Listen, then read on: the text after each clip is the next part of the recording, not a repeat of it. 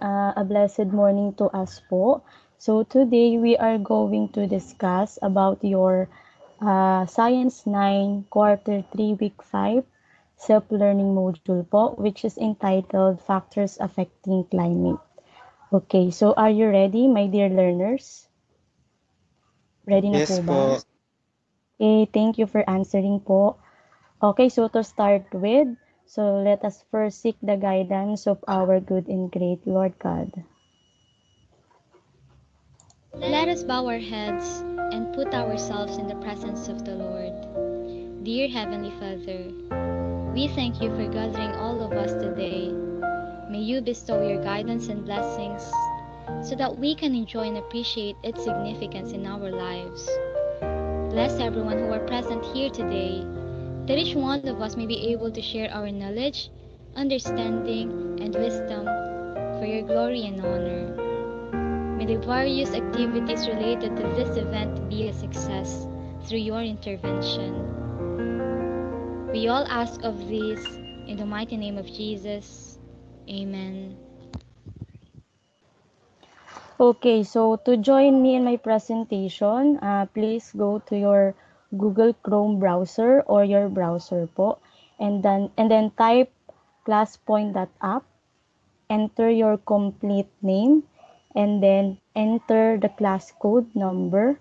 Okay, so this is the class code number 24689, or you may scan the QR code presented on your screen.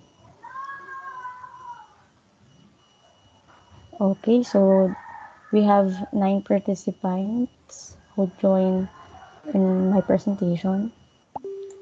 Okay, and then click join. For the learning competency or the essential competency of this week, okay, so explain how different factors affect the climate of an area. And then at the end of the session, you will be able to first differentiate climate from weather, and then demonstrate understanding of factors that affect climate and the effects of changing climate and how to adapt accordingly. Okay, so what do you think is the difference between climate and weather? I want to know your answers. So please type in your answers. Okay, so there's one answer. Weather refers to short-term atmospheric conditions, while climate is the weather of a specific region averaged over a long period of time. Okay, very good, Hannah. Is there any other answer? Another answer from Trevor. Climate is the long period condition of the atmosphere of an certain area, while weather is only short term. Okay, very good. Nice answer. Okay, is there any other answer? Another answer from Keisha. So climate is the average atmospheric condition over long period of time. On the other hand, weather reflects the atmospheric short-term, okay, circumstances. Okay, very good. Okay, so thank you for your responses. I will give permission. Oh, another one. There's another one. Weather fast changing, climate long lasting. Okay, very good. Okay, so thank you for your answer. Okay, and then save this for review. Thank you for your answers. Okay, so let's see what is the difference between the two. Okay, so weather versus climate. Weather reflects short-term conditions of the atmosphere. Okay, and then weather is the day-to-day state of the atmosphere and its short-term variation in minutes to weeks. Okay, so this means that it could be rainy in the morning but sunny in the afternoon, just like that. Okay, so climate is the average atmospheric conditions over longer periods of time. Okay, so it is the long-term pattern that occurs in weather, and then climate information includes the statistical weather information that tells us about the normal weather as well as the range of weather extremes for a location. Here in the Philippines po, okay, we have two seasons.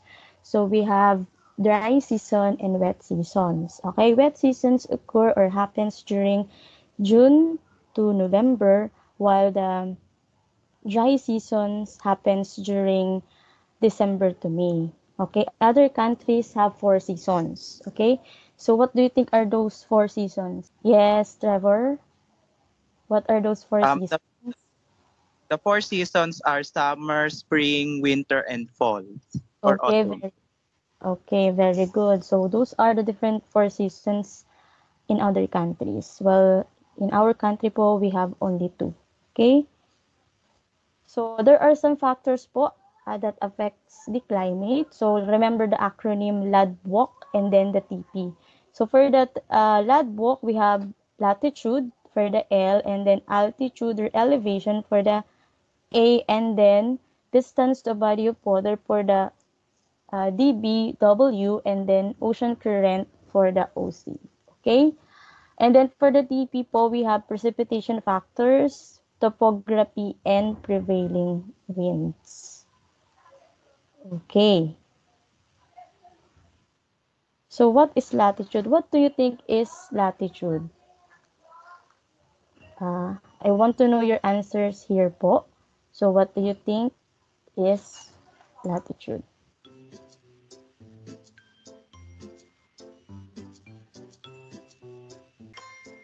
Okay, so according to Kisha, distance from the equator. Okay, very good. Latitude is a distance from the equator. And then for Trevor, horizontal imaginary line of the globe that characterizes north and south. Okay, very good. And then latitude. For Anne-Marie, latitude is the distance on the Earth's surface, north or south of the equator, expressed in angular measurement from 0 degree at the equator to 90 degree north or south. Okay, very good. So for Hannah, we have latitude parallels run east to west as circles parallel to the equator. Okay, nice answer. And then for Leva, horizontal line in the equator. Okay, very good. Latitude or distance from the equator for Jericho. Okay, very good. For Chanel, we have latitude in a measurement on a globe or map of location north or south of the equator. Okay, good. And then for Althea, latitude is a geographic coordinate that specifies the north and south position of a point on the Earth's surface. Okay, very good. And then last we have from Cedric, latitude is a measurement on a globe or a map. Okay, very good. Okay, so thank you for your responses. Okay, so I will close this one and then save for the review. Okay, very good. So when we say latitude, okay, it refers to the distance north or south of the equator or the parallel lines or the horizontal lines. Okay, so how does latitude affect climate? Okay, so latitude, or also known as the distance from the equator, and then how does affect how does this latitude affect climate? So temperatures drop the further an area is from the equator due to the curvature of the Earth. So latitude affects the temperature of a place. Okay, so temperatures are typically warmer approaching the equator and cooler approaching the poles.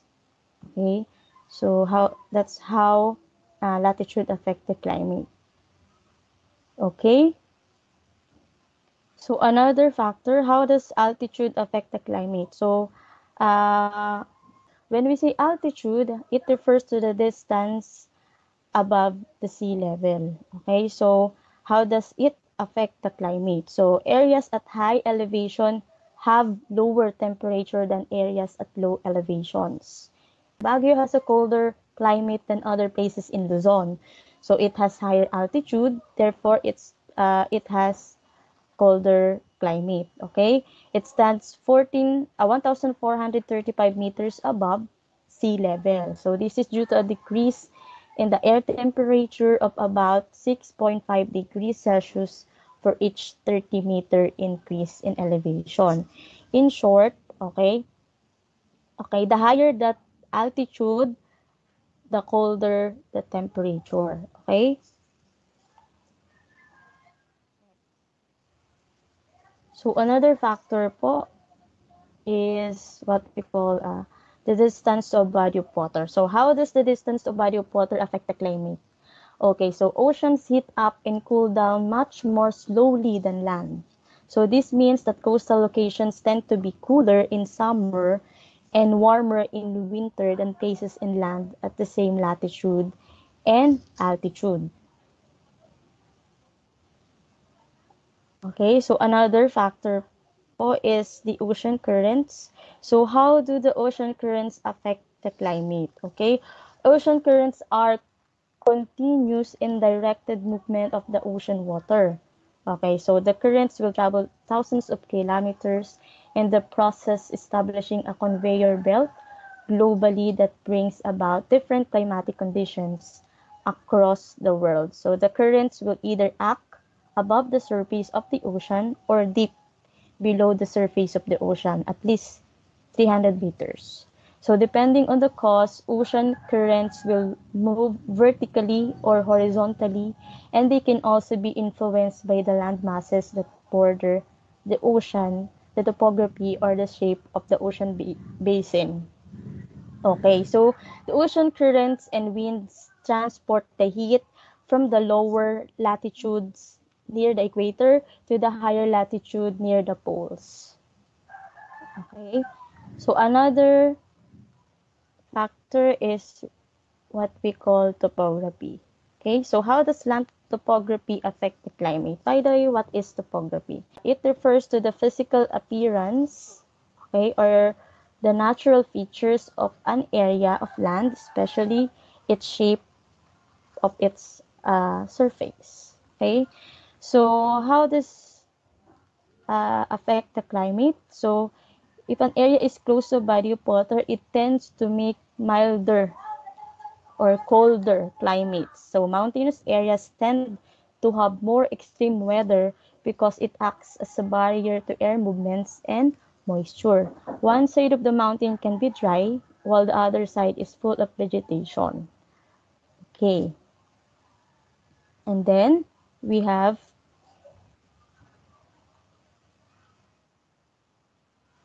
prevailing winds. Another factor affecting the climate. So how does the prevailing wind or prevailing winds affect the climate? So prevailing wind is the most frequent wind direction a location experience. So in Britain, the prevailing wind is from the southwest, which brings warm, okay, moist air from the Atlantic Ocean. And then this contributes to the frequent rainfall. When prevailing winds blow over land areas, it can contribute to creating desert climate. So winds occur where high pressure air masses seek low pressure areas. Okay? So let's check your understanding about our topic for today. So let's try this assessment or quiz. Okay, so read each statement carefully. Choose the letter of your answer. Okay, so we are going to use GimKit. Okay, so please go to your browser again and then type gimkit.com. Then enter the code. Okay, so let me share to you the code. 800712. Okay, so I guess we can start po. Okay.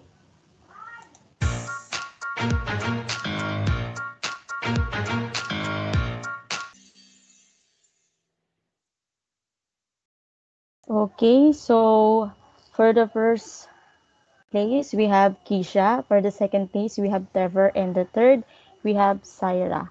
Okay, so is there any questions po? Clarifications?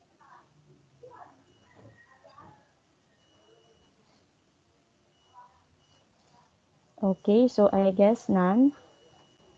That's all po. So thank you for listening and have a great day everyone. Okay, thank you for attending po. Thank you po, ma'am. Thank you po, ma'am. Thank you po. Thank you po, ma'am. Thank you po, ma'am. Thank you po. Thank you din po.